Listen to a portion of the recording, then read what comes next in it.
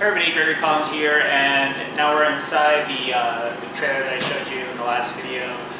So this is basically where the control center is going to be set up. All the computers are going to be in here. That's where we'll do all the editing for the videos and adding the audio and doing all the production equipment. So in here I also control the video monitors on the outside of the trailer. So any videos that we're actually shooting on site will be displayed on the videos at the location. And again, you download the video, the app, and you use the app to record your video.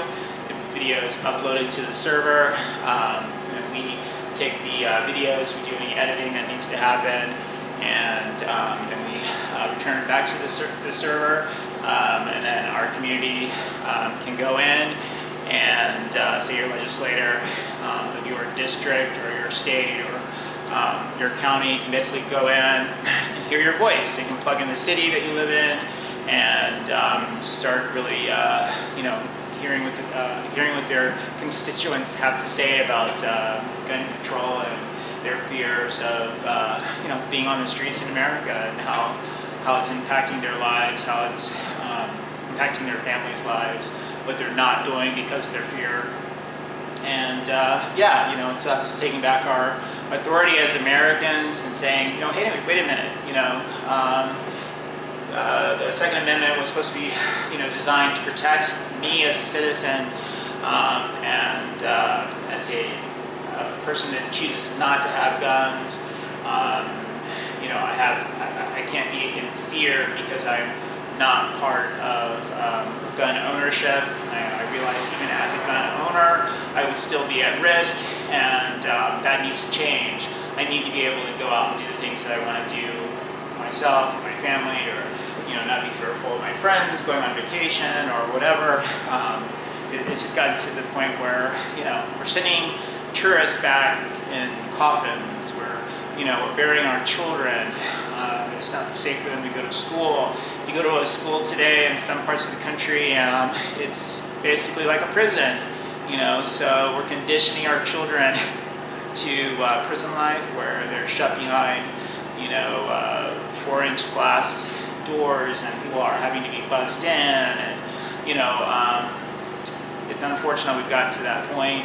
What's the next step up?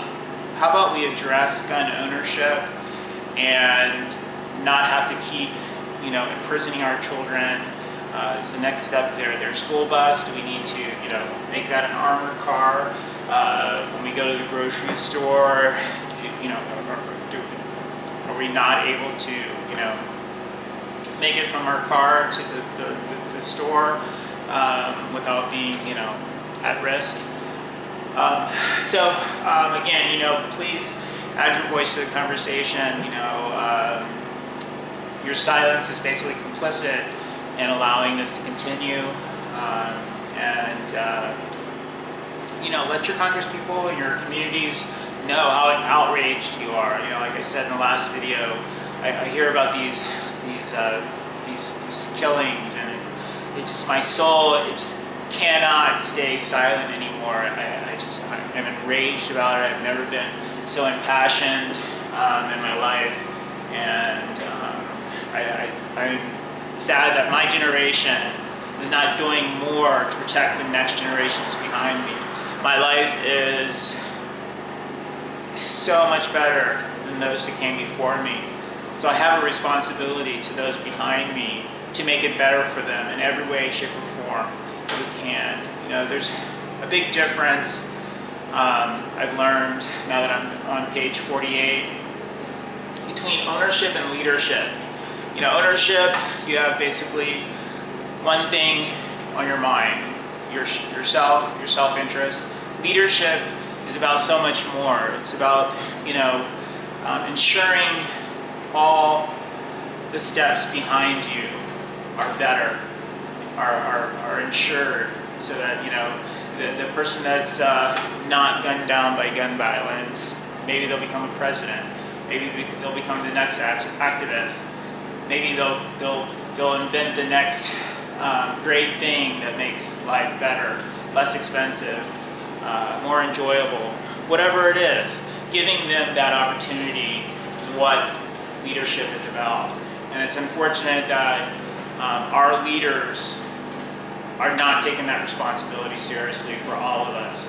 They're ensuring the well-being of a certain segment of our population, but not addressing the implications of not having stricter gun control, not doing more as far as the safety of a lethal weapon. And so we have to basically counter that. The rest of us have to counter that. We have to work harder. We have to be smarter than the NRA. We have to be louder than the NRA. We have to show the ramifications of the current situation. We have to expose it for what it actually is and what's happening to our communities. And really, the lack of knowledge, the lack of information is causing us to be, docile, and we should be hostile. This is a situation where it's gotten to the point where it's a normal in some communities to, be a victim of gun violence. You're basically just waiting to become a victim of gun violence because you can't afford to move, because all these crazy situations that, people have, put in their head about their safety situations are not guaranteed for some reason. As an American, I have your back. I'm adding my voice. I'm stepping forward, and I'm using the tools that I have. I've put all feet in, and I'm going to make sure that my voice and those that are supporting the project are heard. And we're going to have the conversation, and we're going to keep having the conversation, and it's going to just keep coming, and it's going to keep coming, and it's going to keep coming until more and more is done. If you can really conceptualize not coming home because somebody made a bad choice, because somebody was mad, because somebody wanted to be in the newspaper, because somebody was mad at their boyfriend or girlfriend, or because, somebody just could get away with it. I told you about my recent experience with someone using a weapon to threaten me or take my life.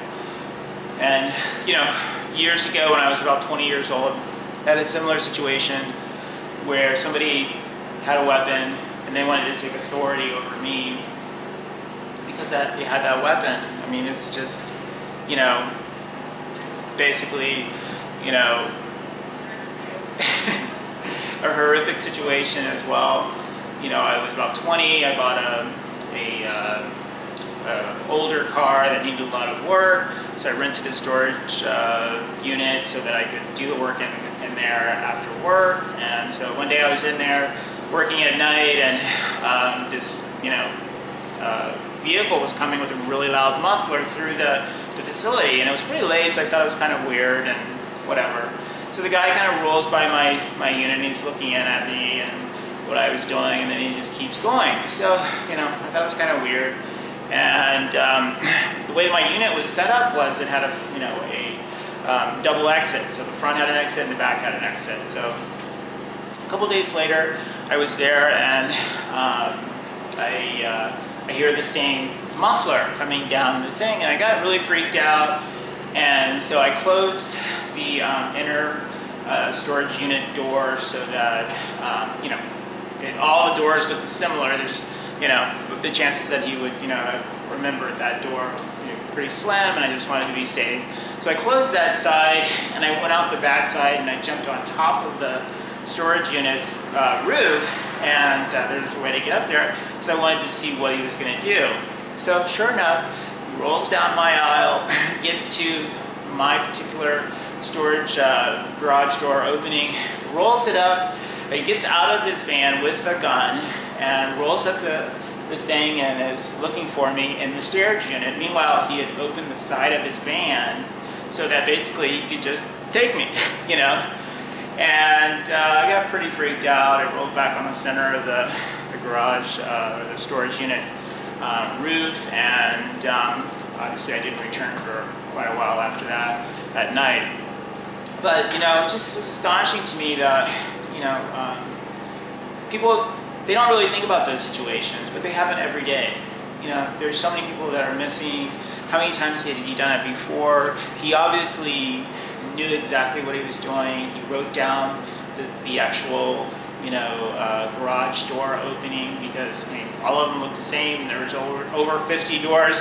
He went to my exact door and opened it, and didn't realize that there was a back exit. So, he knew what he was doing, and he was going to, cause me harm. And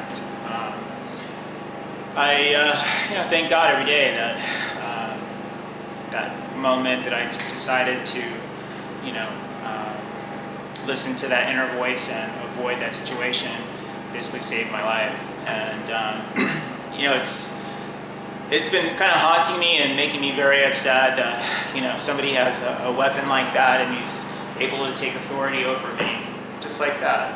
Even though I'm a able-bodied person and I can run really fast and I can self-defend pretty well. When somebody else has a weapon like that, you're at risk, and that's the reality. And now it's gone beyond just those kind of casual, ridiculous situations where somebody is a sick individual, that's a predator out there looking to prey on someone. It's gotten to the point where it's not enough for them to just do those situations. They have to go in and kill 30, 40, 50 people, 500 people, whatever the number is, and the level and the volume keeps increasing.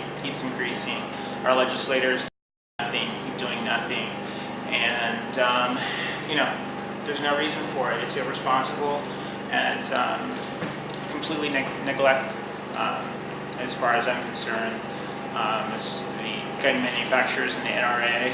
This is their responsibility to ensure gun ownership and all these other things that they want to, make it better and for their community. Well, you realize that community is part of the rest of the community, so they both have to work together to have a working situation, and you basically have completely neglected the other side of the equation. So now we're coming for you, and we're going to force you to the table to make some changes. So now's the time. Anyway, so again, this is going to be the control center. The trailers are going to go across the country. As the videos are coming in from the app, they'll be uploaded to the server where they're searchable. You can listen to other people's voices, other people's stories, memorials of victims. The video wall is going to be assembled into a large, basically video tunnel where all the videos from across the country are going to be displayed. It'll have a code on the bottom where you can,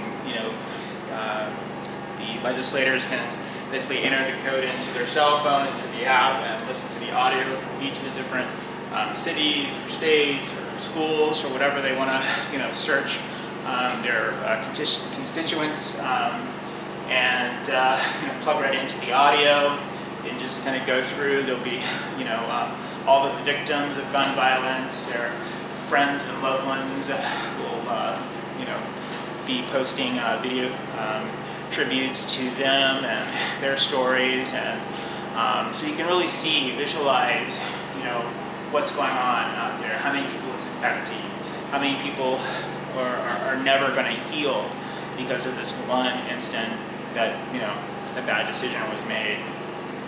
And so again, if I'm next, I really, I would love to have your voice, and really try to conceptualize, like I said, you're the next victim. And let's take the conversation to them and be louder and clearer that we're not going to stand for it anymore. All right, thanks a lot.